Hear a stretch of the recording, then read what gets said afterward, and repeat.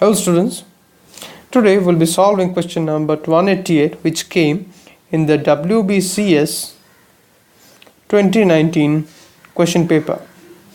We are solving questions which came from the set A of the question paper, and question number 188 is one of those questions.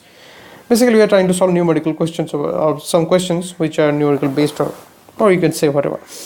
So now let's start off with the question. So in question number 188 it has been given that if A is greater than B, B is greater than C, and C is greater than D, then which of the following conclusions is definitely wrong? Option A is greater than D. Option B, A is greater than C. Option D, D is greater than A. And option D, B is greater than D. So these are the four options that have been given. So as you can see over here, it has been given that A is greater than B. So we have A greater than B, and then B is greater than C. So B is again greater than C, and C is greater than D.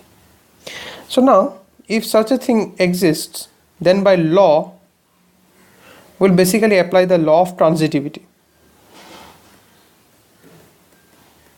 So law of transitivity basically says that if A is greater than B and B is greater than C, then A is definitely greater than C, as you can see in the figure, in the illustration that we have, or the structure that we have adopted over here.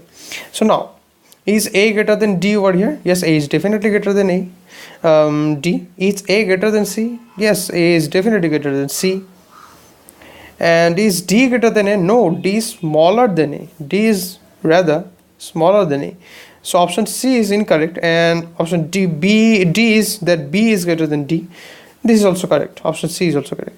Option D is also correct. So the only option, the conclusion given by C is incorrect, and this is the option that we are looking for in this particular question.